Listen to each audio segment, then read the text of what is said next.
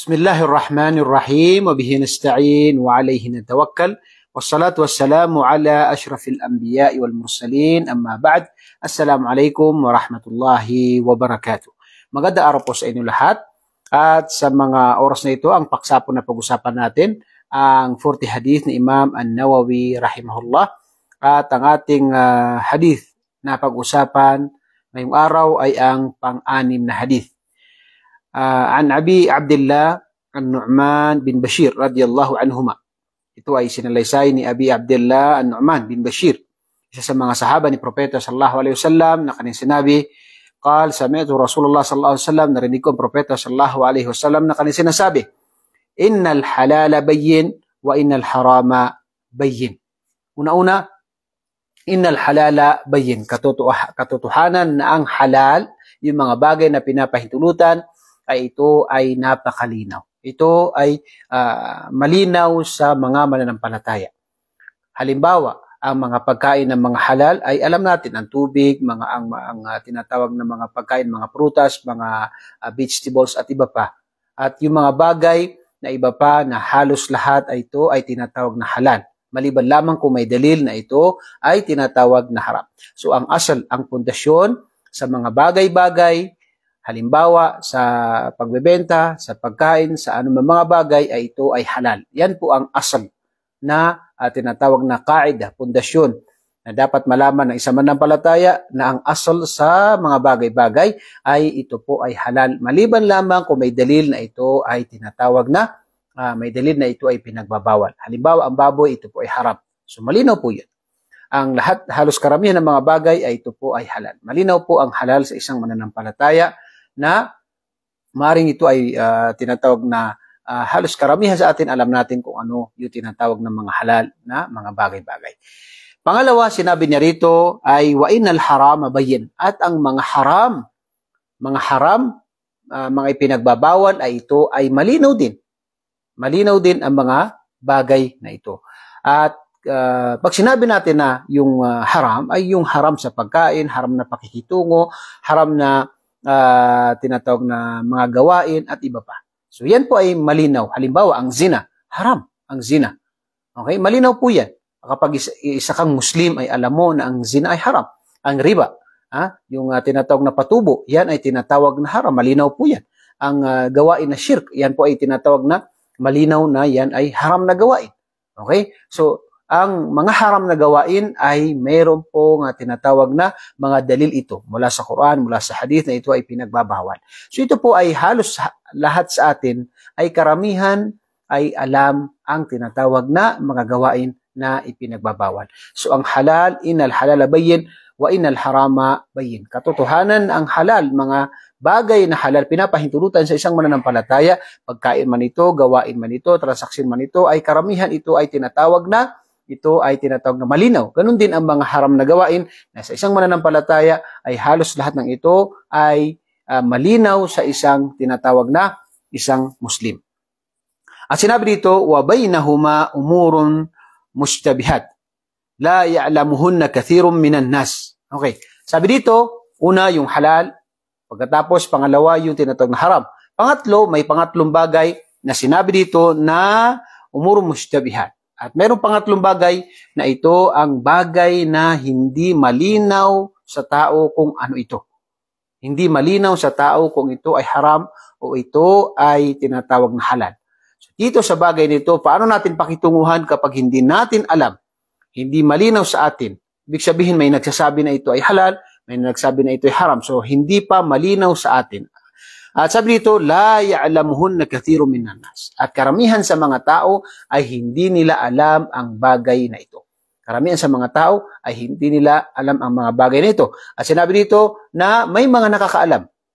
Sila ang mga ulama. Sila ang mga ulama na kung saan pinag-aralan nila ang mga batas sa Islam, pinag-aralan nila yung halal, yung haram at saka yung mga ibang mga bagay patungkol sa Islam, na sila ang binigyan ni Allah subhanahu wa ta'ala ng kaunting kaalaman sa Islam, na sila ang binigyan ni Allah ng pagkakataon na makaalam sa mga bagay na ito.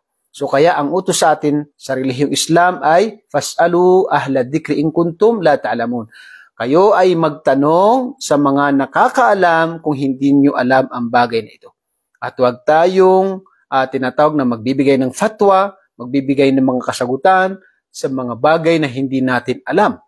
Ito man ay sa pananampalataya, ito man ay sa mga bagay-bagay na pagkain, o ito man ay pakikitungo sa pangangalakal, o anumang mga bagay-bagay patungkol sa ating pamumuhay na konektado sa ating relihiyon. Huwag tayo magbibigay ng anumang hatol na hindi natin alam. Ang bagay na hindi natin alam, saan tayo dapat pumunta? Sa mga ulama na nakakaalam sa bagay na ito, tayo ay magtanong. Kabilang dito ang mga marami pong mga business na lumalabas sa panahon natin ngayon. Halimbawa, yung mga pyramids. Ang karamihan, halos lahat ng mga pyramids na dumarating po sa panahon natin, marami pong nainganyo. At hindi nila alam, alanganin sila.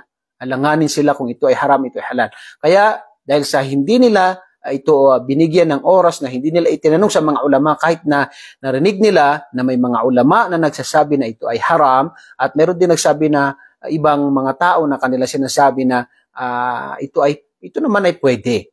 Ibang mga tao na kilala, pero hindi kilala sa kaalaman, kilala sa kanilang pagiging matuwid, pero hindi kilala sa kanilang pagiging kaalaman. Dahil dito ay nagkaroon ng dalawang pananaw dito ang tao. So dahil dito, sinabi dito na la ya'lamhunna kathirun minan nas. Karamihan sa mga tao hindi nila alam ang bagay na ito. At ang nakakaalam dito ay ang mga ulama. At hindi lahat ng ulama. May mga ulama na maari hindi nila alam ang mga bagay na ito. Kasabi dito, famanittaka syubhat faqad istabra li dinihi wa 'irdihi. Wa man waqa'a fi syubhat waqa'a fil haram. At sino man, wa manittaka syubhat, sino man ang kanyang iwasan ang mga syubuhat. Ibig sabihin, sino man ang iwasan niya, yung layuan niya itong mga bagay na ito bilang pag-iingat sa kanyang relihiyon, yung mga bagay na kung saan ay hindi malinaw sa kanya kung ito ay halal o ito ay haram. Katulad halimbawa na mayroong isang business na kung saan maaring ito ay halal, maaring ito ay haram.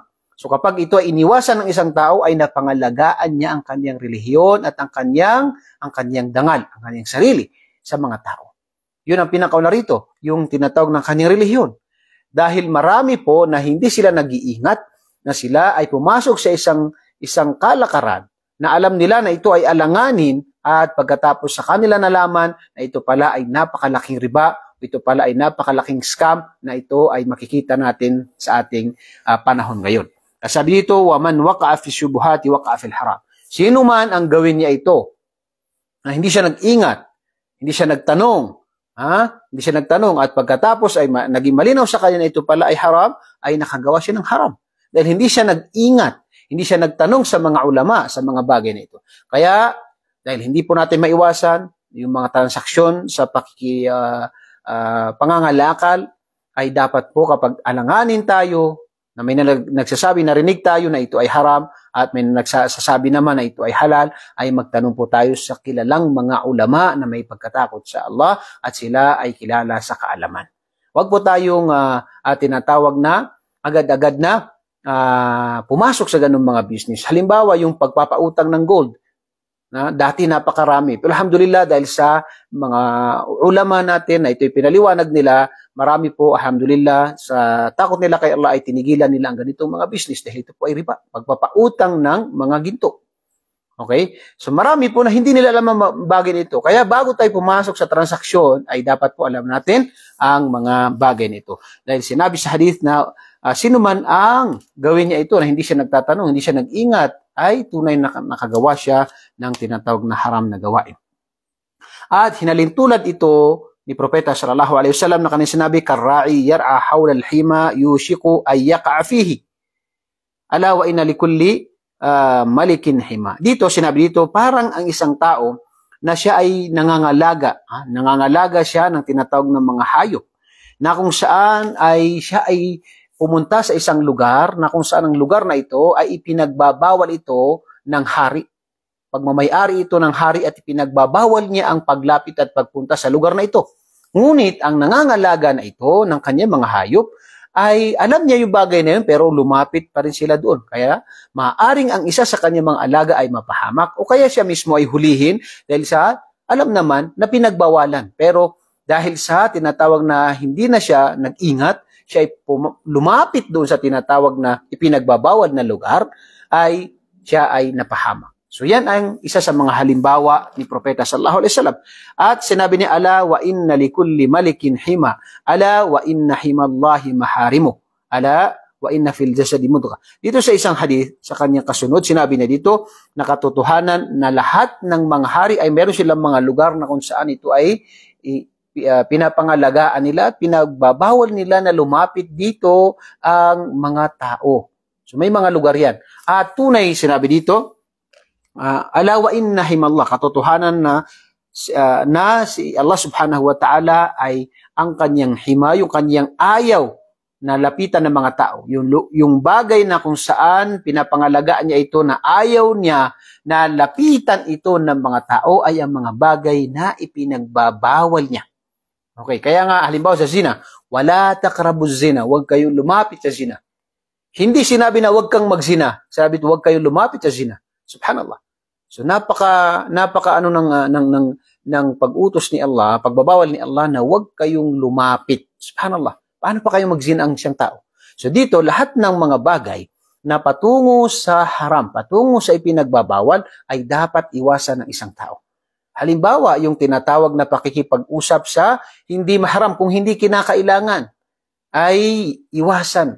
Bakit? Dahil ito ay daan tungo sa haram, haram na relasyon.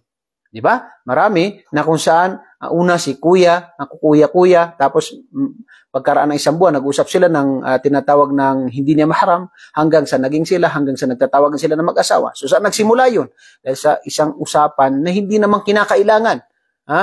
Nagkukulitan lang sa group hanggang sa umabot na ngayon sila ay mag-asawa na hindi na mag-asawa, tawagan lang. So dito nagsisimula itong bagay na ito. So dito, ang ayaw ni Allah na lapitan ng tao, ng mga alipin ni Allah, ay yung tinatawag na ipinagbabawal niya. Iwasan natin kapag may mga bagay na alam natin na ito ay pinagbabawal ni Allah, sikapin natin na umiwas sa mga bagay na ito. Putulin natin ang lahat ng koneksyon natin sa bagay na ito na makalapit tayo. Kung magawa man ito ng tao, magbalik loob siya kay Allah, magbalik loob kay Allah subhanahu wa ta'ala. Patuloy siyang makipag-jihad, makipag-struggle sa kanyang sarili. Yan ang tunay na jihad. Pinakaunang jihad, jihad nafs, yung pakikipaglaban sa sarili na makaiwas sa tinatawag na ipinagbabawal ni Allah subhanahu wa ta'ala. Kasunod sa hadith ay sinabi ni Propeta sallallahu alaihi wasallam, ala wa inna fil jasadi mudghah, idha salahat salaha al jasadu kullu, wa idha fasadat fasada al jasadu kullu, ala wahiyal qalb. Sinabi ni Propeta sallallahu alaihi wasallam na tunay na mayroong parte ng katawan na kapag ito, yung maliit na parte ng katawan na kapag ito ay nagtagumpay, ay magtatagumpay ang katawan ng isang tao. At kapag ito ay nasira, ay masisira ang tinatawag na katawan ng isang tao na ito ang kanyang puso. Okay, napakahalaga po itong sa puso ng isang tao. Kaya nga sa hadith ni Propeta sallallahu alaihi wasallam, inna Allah la yanduru ila suwarikum, wala ajzamikum, walakin Allah yanduru ila qulubikum wa a'malikum. Katotohanan na si Allah subhanahu wa ta'ala hindi niya titingnan yung mga larawan ninyo, yung mga katawan ninyo, anumang kayo, ngunit ang titingnan ni Allah subhanahu wa ta'ala ay yung sa puso ninyo at saka yung mga gawain nyo.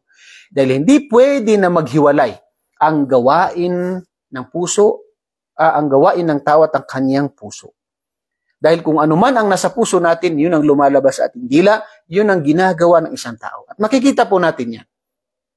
Ang nasa puso ng isang tao kapag siya ay nandun sa kanya yung pagpapatawad kay Allah subhanahu wa ta'ala, nandun sa kanya yung tinatawag na pagmamahal sa kanyang kapatid, ay yun ang lumalabas sa kanyang salita at yun ang lumalabas sa kanyang mga gawain. Kaya yan po ang sinabi ni Propeta sallallahu alaihi wasallam na kung saan kapag ito ay nagtagumpay, magtatagumpay ang kanyang tinatawag na katawan. At kapag ito ay nasira, masisira ang kanyang katawan. Dahil yun ang lumalabas na gawain ng isang tao. Kaya napakahalaga po yan. Pangalagaan natin yung ating puso na gawin natin ang ating pagsamba para kay Allah. Linisin natin ito mula sa tinatawag na pagkainggit, yung pagmamalaki. Punuin natin ang pagmamahal sa kapwa at yung tinatawag na pagmamahal kay Allah subhanahu wa ta'ala at pagpapatawad. Nawa ay nakapulot tayo ng aral sa araw na ito, sa ating pagpapaliwanag sa hadith na ito. Tulungan tayo ni Allah subhanahu wa ta'ala at dagdagan niya lang ating kaalaman. Ganun din na ito ay maisabuhay natin at ito ay maibahagi natin. Ako po muli ay bumabati sa inyo ng Assalamualaikum warahmatullahi wabarakatuh.